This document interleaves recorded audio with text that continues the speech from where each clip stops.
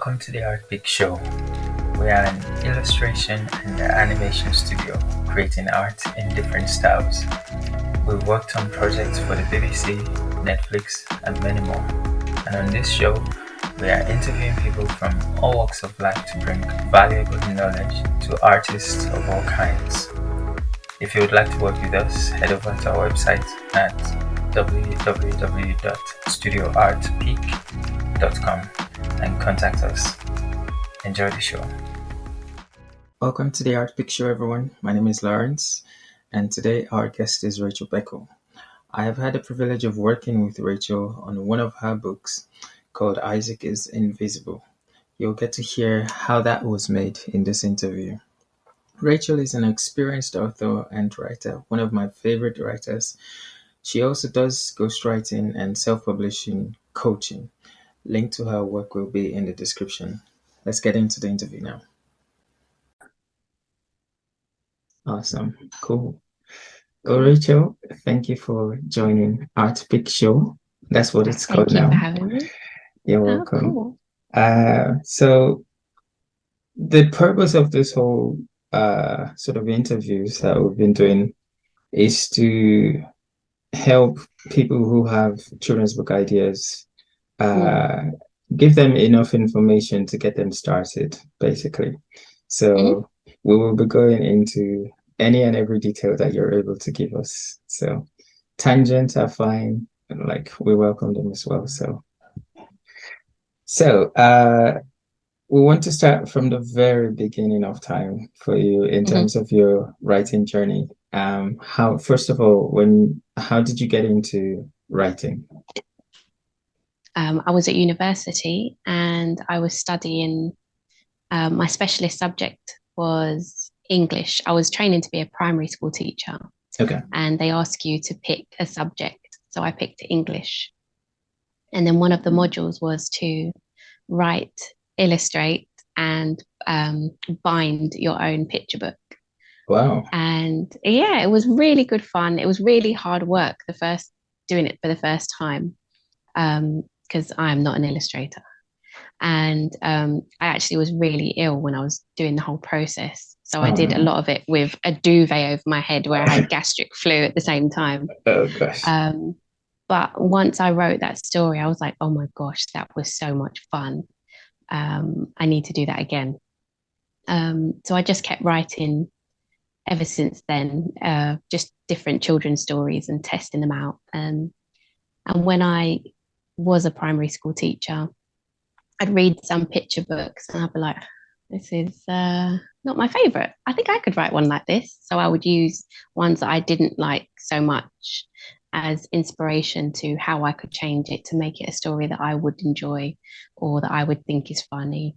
And just kept using other ones as practice. And that's how I got started. And then when I wrote a story on my honeymoon, and when I was on your honeymoon? Yeah, on the beach. I wrote one of my picture books, and then I got made redundant when I was like 8.5 months pregnant. And I used that as an opportunity I was like, well, now I've got a little bit of cash flow and an extended period of time. If I don't try and like self-publish my own book now, when am I going to do it? Because everything's just going to get faster from now. So I used that time to find an illustrator and now have a lovely friendship with her.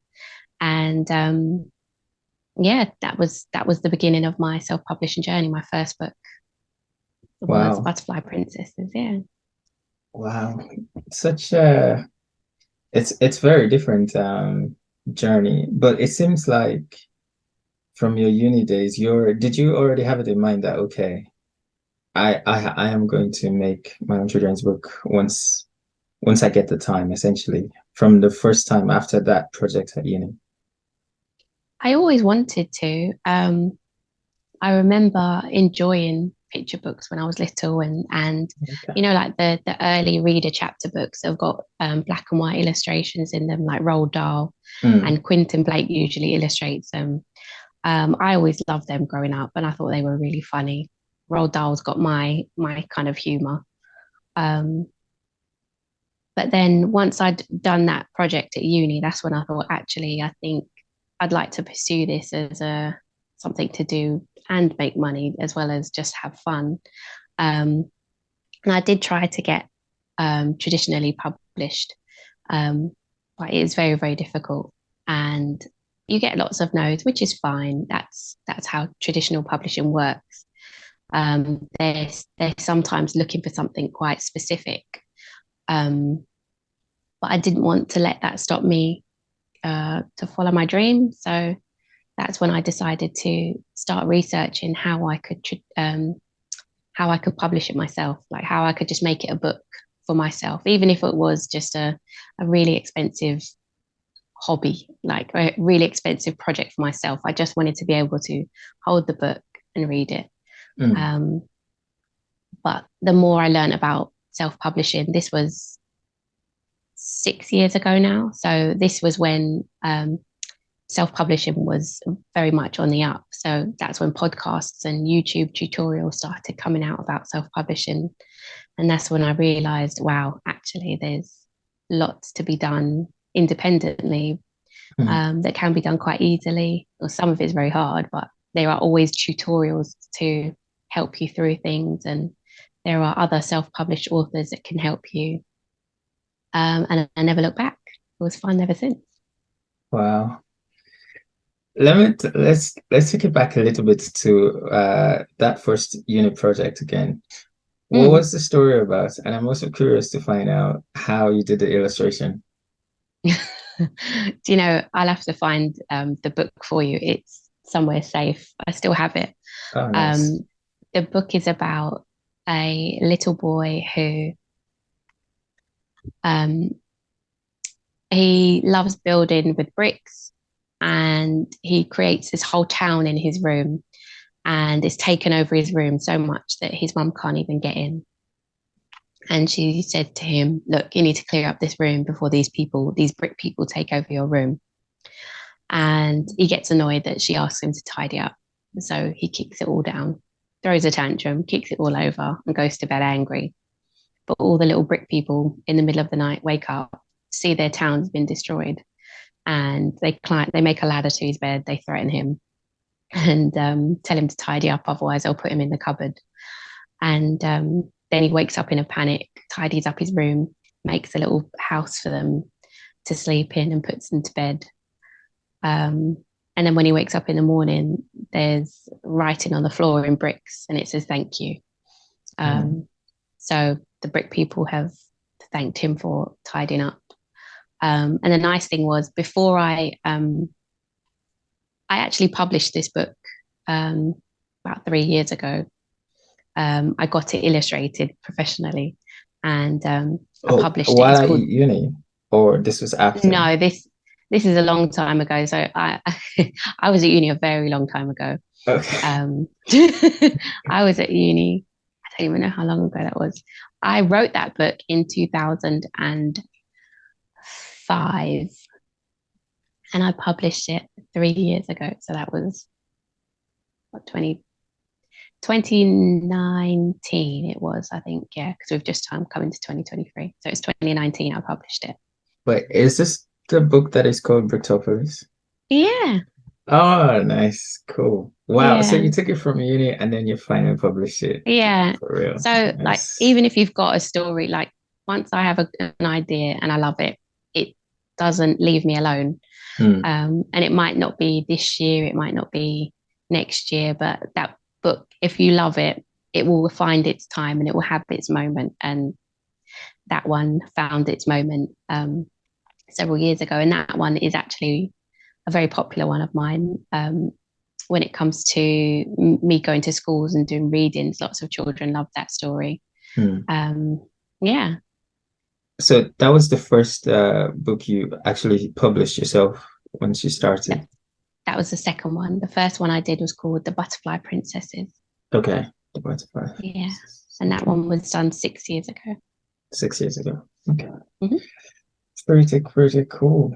Thanks. Well, okay, I still haven't heard about how you actually illustrated the one for your uni. Well, they start off with stick men. Okay. And I do a little storyboard of how I want it to look. Right. And then I drew the images. Um, have you know those big tablet rubbers? They're about this big and they're like tablet shaped, the soft ones. Have you seen them?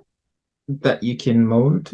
Yeah, they're about that big. No, they're just a Oh, rubber. okay. Yeah. Yes. I burnt through that drawing because I'm not an artist, but I just had, remember I was sick as well. So I had a duvet over my head and I just had paper everywhere. And once I'd done the little stickman storyboard and I figured out where I wanted to go, Mm. I drew the boy first. No, I draw all the buildings first. Do you know I actually cheated a little bit when I illustrated? This is bear in mind this is like 2005, so technology wasn't what it is today, and I knew nothing about art.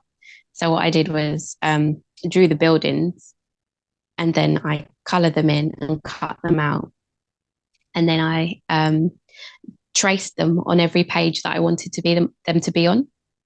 So when it came to scanning them, so when it came to scanning the image, I would just put the buildings where I needed them to be because you know what multicolored building as a brick building would have taken me. I just got overwhelmed thinking this is going to take me hours. Like, what's the most logical way I can do this quickly? So I just drew like 5 or 6 buildings, and then I would strategically place them in each image, and blue tack them on, scan it, and then that was the image. And then I had them bound at a local printing company, and it was wire bound. Mm. But yeah, that's how I illustrated my first book. That's an efficient Maybe way of doing last. things. Yeah. You'd be surprised to know that that technique, the idea of like doing an illustration once or a drawing once, and then sort of tracing over it to get, just to save a lot of time. That's a very common technique in 2D animation. Yeah. So I'm on the right path then. exactly. You did it like, yeah, it was the right thinking too. Oh, that's so cool. And you have this still with you, yeah? Yeah, it's somewhere. I have like a book box upstairs in my room with samples of my books and notebooks, and it's up there. I'll have to DM you some pictures so you can see. Cool. And it's well loved because what I did when I graduated, I became a supply teacher for a little while. So I used to visit lots and lots of schools, and I'd take my book with me. And I would say to the children, look, I've just written a book. I have no idea about how people feel about it. Can you listen to it? And it was really good because then they would ask me lots of questions and it would start a whole debate about was it his mum that wrote thank you on the floor? Or was it the brick people? Like, was it a tooth fairy element? And depending on the age group of the children, I'd get different responses. That was lovely. It was really nice. As a writer, is that something you do on purpose? Like just you write enough, but to leave room for interpretation? Sometimes now, yes, but at that time, no. Okay. I just wrote it as in the brick people tried to take over his room. That was my plan. Like those little people were annoyed with him. But when it was a child actually that said it to me, she was like, was it really the brick people or was it just his mum? And I was like, oh my gosh, I never even thought of that. So I then took that question to other classes. Right. Yeah. So that little girl she must have been about 9 or 10. So, like when you've kind of found out about Father Christmas and the Tooth Fairy and other people or magical things. So I think that was why that was playing on her mind a little bit. But yeah, it was good fun taking it around to schools. Cool. It still is. How was your first school visit? Terrifying. Terrifying. Yeah. My first school visit was terrifying because I'd been to school as a teacher, so I knew how that worked, but I didn't know how going to school as an author worked. And I can be very loud, but when I'm nervous, I'm very quiet. So I have to push my voice out to make sure that I'm heard. Mm. Um, yeah, nervous, sweaty palms, palpitations, all the fun stuff when I do something for the first time. Um, but I see how it is, and I just say, you know what, if I enjoyed it, then I'll definitely do it again. And if I didn't, then maybe I'll try something else. But I loved it, as nervous as I was, so I just keep doing it. Mm. How did you set it up? Um, my very first one was with a school that I'd been to before, so I knew Okay. them. Um, and I just said, look, I'm doing readings for schools. Um, can I come and read to your school? Can I come and read to some children? Um, and that was it. And then whenever possible, I would contact schools that I'd been to or friends that worked in schools. I would contact them, and then word spread slowly. And then as my books got a little bit older, people would read my books and then contact me and ask if I could come to their schools. That is so awesome. Thank you. So yeah, now it's lots through social media and YouTube. People will see my videos and then contact me on my website and say, "Do you do school visits?" Um, so I get them that way now, as well as schools I've been to previously invite me back um, every year or two, and Mm. libraries as well. I do libraries as well. Oh, what is libraries? Like, what do you do in I, there? I do exactly the same. I do readings in libraries and Oh, book okay, signings okay, and things. Yeah, okay, cool. during the summer holidays and like half term, they will have read authors come to do readings. So I do those. Mm. How Yeah. how effective or how important is it for a children's book author to do this kinds of engagements, speaking engagements? Um, Is it necessary or why do you do it? no, I do it because I enjoy it. I do it because I get paid. I do it You get paid. because I get paid. Yes, I do not do. I Uh, I've done one or two for free, but I quit once I'd got the rhythm of it. I stopped free because I was like, if I want to take this seriously and I want to be taken seriously, I need to take myself seriously. hmm, So I started charging an hourly rate, um, and I yeah, I really enjoy it. So now it's part of my job to go to libraries and go to schools and do readings. Um, it definitely helps in terms of how much you're making with your income because when you factor in printing a book and the costs that you've put into the book, hmm, picture books are beautiful, but if you're self-publishing a picture book, it can be quite expensive. yeah. Um, so it's a great way to make money back.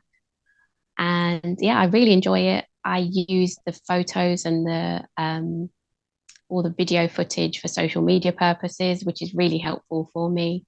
I always see it as a networking opportunity because more often than not, I meet teachers who then invite me to their schools, and then the ripple effect gets bigger and bigger. Hmm. Um, and it's so there's no better feeling to me. One of my favorite things when I go to a library reading, when I hold up a book and a little child says, I have that book already.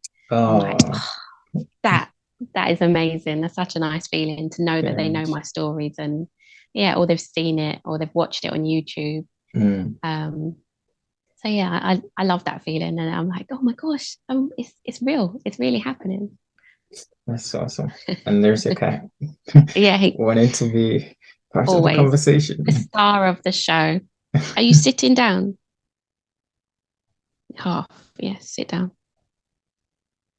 Thank you. Wow. He Do needs to be in a people book too. do you train cats? I don't know if people train cats, but Um, they can. They're a little bit more difficult to train than dogs. okay, Yeah. cool. Okay, another question. This has to do with inspiration now. Where do Mm. you get your ideas for your children's book? Actually, not just for your children's book, because I know you do other types of writing too. So generally speaking, where do you get your inspiration from? And then you can be more specific about particular ones. Okay, cool. Inspiration comes from, to me, everywhere. Absolutely, like the biggest, most obvious things, like other books or film or TV. I get lots of inspiration from those. Um, I get lots of inspiration from experiences that I've had or um, anecdotes that I've heard of. Specifically for children's books, Mm. my book that I did with you was all inspired by a little boy when I was teaching who I gave something to and he didn't say thank you. So I held on to it and he wouldn't say thank you. So I wouldn't let go. And I was like, what's the magic word? And he was like, abracadabra. I was like, oh my goodness, where are these children's manners? What is going on? And that's when the line came to my head like, a boy with no manners is a boy that nobody sees. And that just stuck with me. Um, Wow. and then I just thought about, well, what did my mum do when I was misbehaving or being rude? And you're like, more often than not, your parents will try and ignore your bad behavior and then praise your good behavior to get you to do the good behavior more. Mm. So that's when I came up with the idea of Isaac being invisible, because his parents just ignored him until he was polite. And then Yeah. that's how that story was born. And then I thought Nice. I'd like to try rhyming story because I hadn't done a rhyming one. Mm. Um, yeah, so that's how that one was born. Um, I've written a book about anxiety because I experience anxiety, and one of the best ways to learn about how confident you are with a subject is to write a book about it. So I was like, okay, I'm going to write everything I know about it. And not only would it help me, it will help somebody else because they'll read the book and take one or two things from that. Mm. And hopefully it helps them too. Um, and I also write some short stories like suspense thrillers. I'm trying to make an anthology of them. And one of my stories was inspired by the fact that I have something called misophonia. Um, Misophonia. What is that? misophonia is, you know, when people are chewing and their mouth is open and you can hear the food chomping around and you can see the food, and suddenly I get a little bit annoyed or I get really angry. Mm. Um, that's Okay. misophonia. So I get quite short tempered if I can hear chomping sounds. I can't even recreate them because I'm like, oh, that's so annoying. Why would you do that? So I wrote a short story about that. Wow. Yeah, Can you tell and us a bit to me, about that? yeah, it's about a man who is so patient, who is so loving to his wife, and he loves everything about her except the fact that she can't chew with her mouth closed. And she's eating, and one day, uh, it's dark. It's a dark humor, so excuse me Okay. if it's. But he can't stand hearing her eating some crisps, and she's sitting there eating crisps and drinking wine. My two favorite things in the evening, and she asks him for another bottle of wine. So he brings her the bottle, but he's so annoyed by her chewing sounds that he smacks her over the head with the bottle and accidentally killed her. Oh my goodness. And then it spirals into all these scenarios that he's put in, where he's triggered in some way or another by his misophonia. And I can't spoil the end, but yeah, it's called Golden. Golden. But yeah, it's so funny to write like very um, sweet fairy tale and happy ending, lovely stories, and then write something as extreme as that. So I've got a pen name, which is Rebecca Campbell, Mm. because I can't promote the children's stuff and that stuff at the same time. Mm. But yeah, it's all fun. I just write what comes into my head. I think I'm going to hiccup. No, I didn't. Do you know I have hiccup? No. Sorry. Yeah, I back to the anxiety. So I wrote a book about anxiety, Mm. and sometimes I have a tic, so I'll just hiccup randomly. Um, and it happens. Sometimes it just happens because I've had dinner, or I'm hungry. But Mm. sometimes it happens if I'm nervous. Oh, Now okay. I've not long had dinner, so I'm not nervous. But like I always used to be late. Still am sometimes, but you know. And when I used to go to university, I would tiptoe in the back of the lecture theatre, and there'd be like 150 people. And I would tiptoe in as quietly as possible. And then I hiccup really loudly. Oh And everybody no. would turn and know I was there. I'm like, hi. Yeah. It still Yeah, happens they're now. Like clever. when we go to the cinema and it goes really quiet, that's when I'll hiccup really loud. Wow. But does it go on its own, or do you have to like Yeah. drink water? No, sometimes it's literally just one hiccup and then it's gone. Oh, okay, okay. That's not bad. Yeah. Yeah, cool. I was going to say,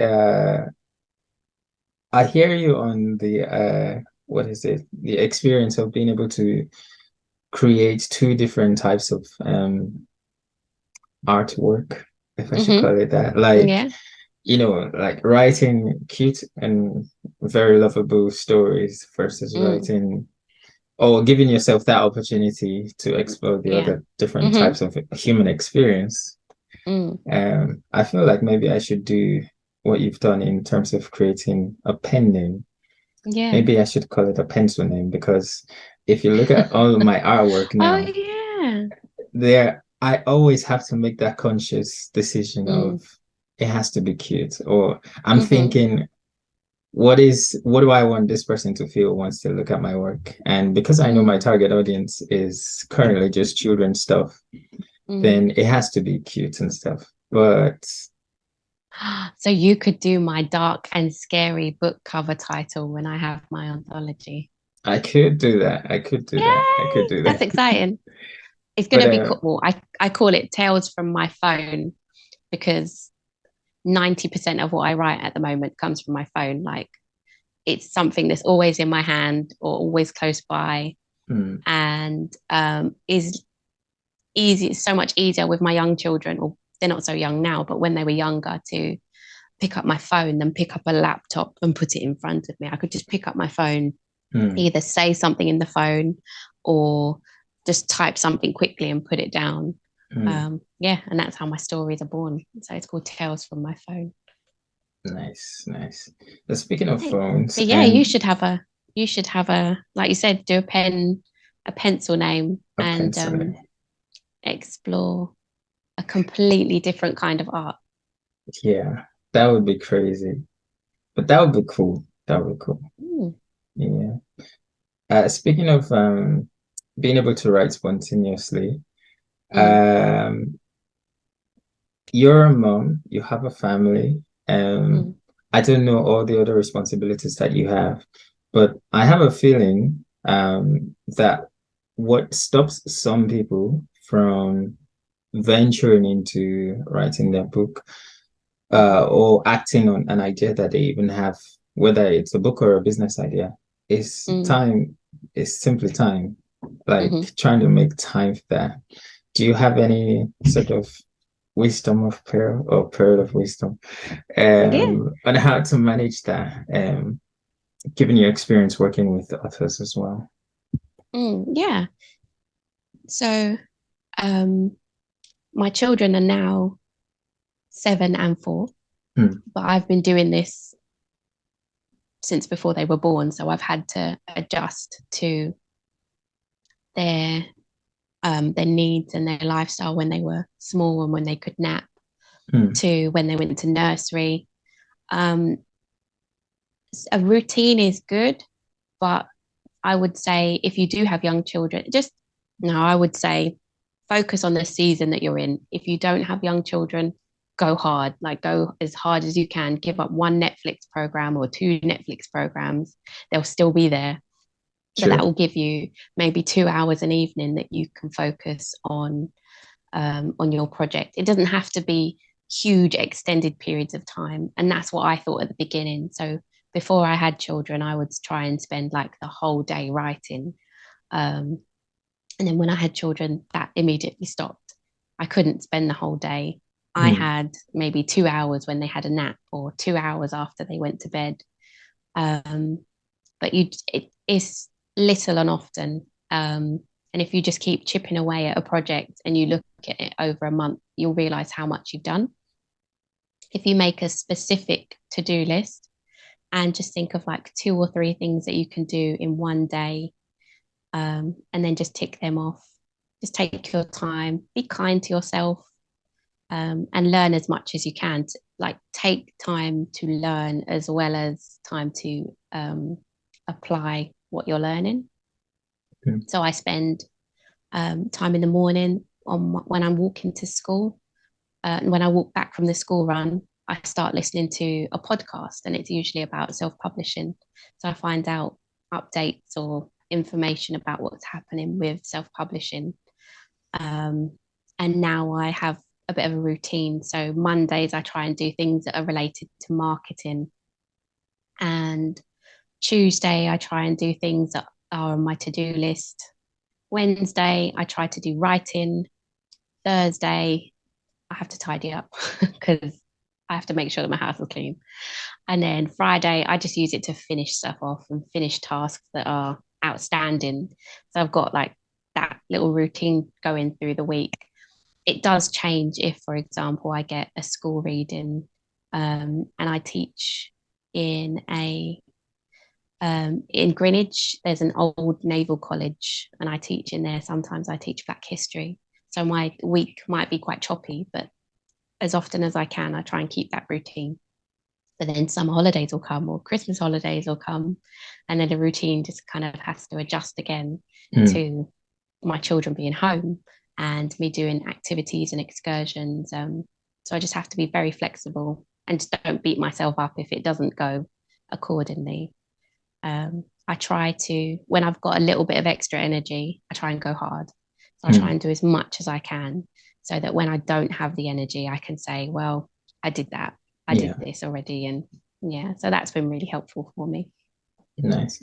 I can't help but to notice that some of the tasks rhyme with the first letter of the Yes, that was because otherwise I won't remember. I was like, Oh, okay, okay. yeah, I was like, okay, Monday, I want to do marketing. Marketing is so much more important than you realize and actually takes quite a lot of time. Mm. So I use Monday for marketing. I might make a reel, take some pictures, try and do something on social media and record, um, and send out an email or try and do my Amazon ads or just learn about Amazon ads.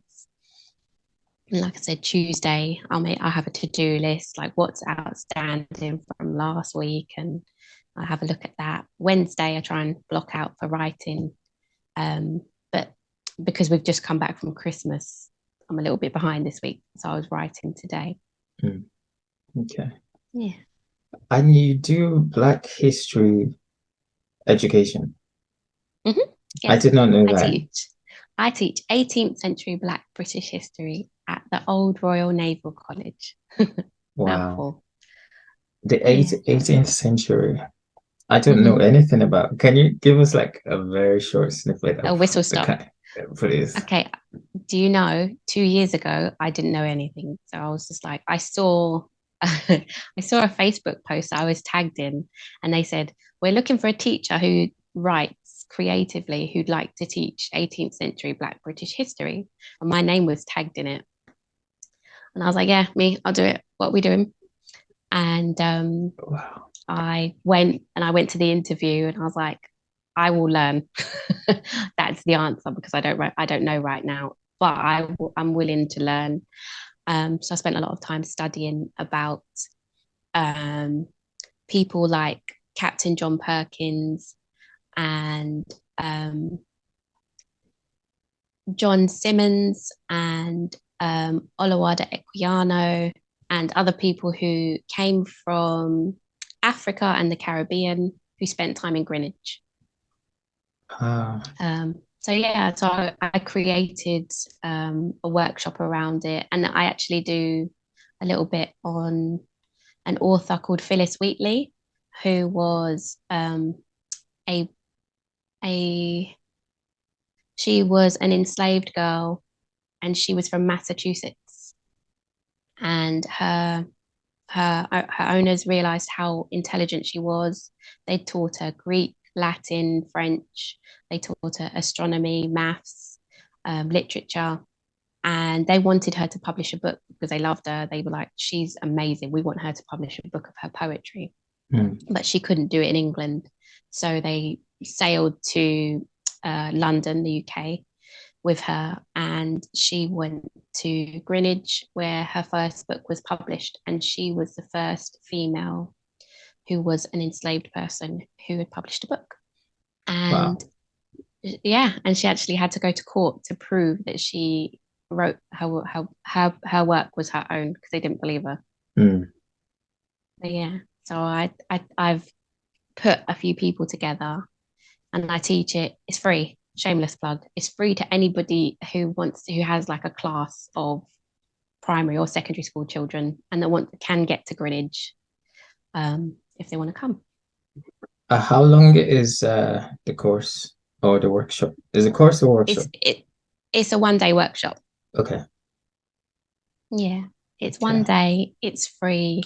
My favorite price, and it's running as long as the Naval College has funding. So it's not just specifically for Black History Month. It's all year round. Okay, that sounds very interesting. Like, yeah, it sent me down a complete rabbit hole because I learned about a naval sailor called Captain John Perkins, and he was one of the most infamous sailors and captains, and he was Black. He was a Jamaican guy, and he made it all the way up to captain, and he was a fearless captain, and he was really courageous, and he helped capture many French ships. And so he learned French, and he was sent to Haiti because the English were trying to take over Haiti as well, as the French, the Spanish, and the Haitians were trying to take Haiti back at the same time. So there was this is like just before the revolution. So they sent Captain John Perkins down there, and he was arrested and put into prison. But the British Navy needed him so much that they sent a rescue boat for him. Wow. And they rescued him. Yeah. And then he was rescued, and he disappeared for a little while from the records. And there is word that he actually went rogue. I say rogue. He did what he wanted to do, and he helped the Haitians. He gave the Haitians armory to help them with the revolution. So he's such a fascinating character, real person. But to me, I was like, oh my gosh, this is like the Black James Bond. There's a book here. Someone needs to write this book. Maybe it's me. You have to write it. Yeah. As you're talking, I'm already visualizing. I'm like, I have to design a character based on this guy. That and then I fell down a complete rabbit hole of the Haitian Revolution. It's the only revolt against slavery that was actually successful in whole history. So it's definitely worth researching. It's absolutely fascinating. So many stories and empowering. Yeah, really, really interesting. Yeah. So they're the rabbit holes I fall down, and it's funny because I say like have routines and everything, but once I've fallen down a rabbit hole like that, I'll be up for ages trying to research these things and like what happened next and what happened next and what happened after that, and then I get excited and then I want to write, and then I look and it's like 3 o'clock in the morning. I'm like, oh dear. That's the beauty of creating something that you're interested in. Like, yes. Yeah. Okay. I'm just looking at time, and I feel like it would be great to have you on the show again at some point. Yeah, I'd love to. Thank you so much.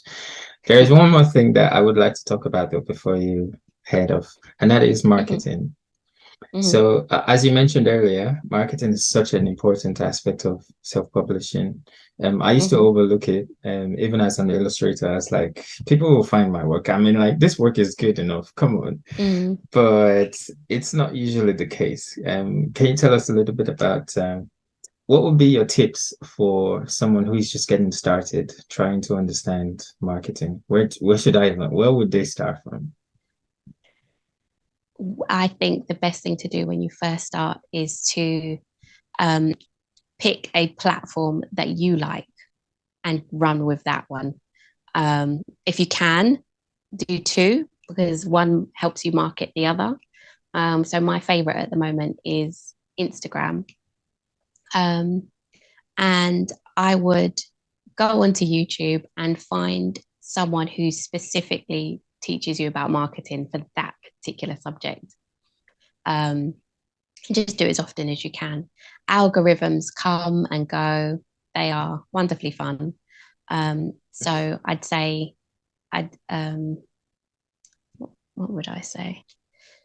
Oh, no, do you know what I would say first, before platforms, start collecting email addresses because regardless of what platform you have, they can all die, they can get crashed, um, you can get hacked and you lose your account. Your email addresses are your email addresses. You can literally just BCC everybody into an email and you've got that direct contact with those people. But if you lose your Instagram or your Facebook, you've lost all of your network. Mm. So I definitely say keep an email list going. Like I said, pick a platform, pick your favorite, post as often as you can. Don't beat yourself up about what they tell you to do because like TikTok tells you to post like 4 or 5 times a day. I do not have time for 4 or 5 times a day, and I don't have 4 or 5 videos a day. Um, but yeah, just do your best. So, like I said, Instagram's my favorite. I stick to Instagram. I see what works and I repeat what works. Don't try and reinvent the wheel. I see what works for me and I reinvent that somehow. Um, do you have a business account? If it's not, make it a business account because then you can look at the analytics of your posts. You can see which ones are more popular. You can see how many people have seen your account each month. Um, that's really helpful. Um, Marketing. What else? They're my top two: email address and your favorite social media platform. I'd say the third one is just make it part of your routine. Don't like abandon it. You have to make it. As much as I write, I have to market because nobody's going to find me if I don't keep marketing. Um, I forget how many books are published every day, but everybody is joining the self-publishing world and it's wonderful. But then we have to make sure we're found by our tribe at the same time. So just make marketing part of your weekly or monthly routine. Thank you so much, Rachel.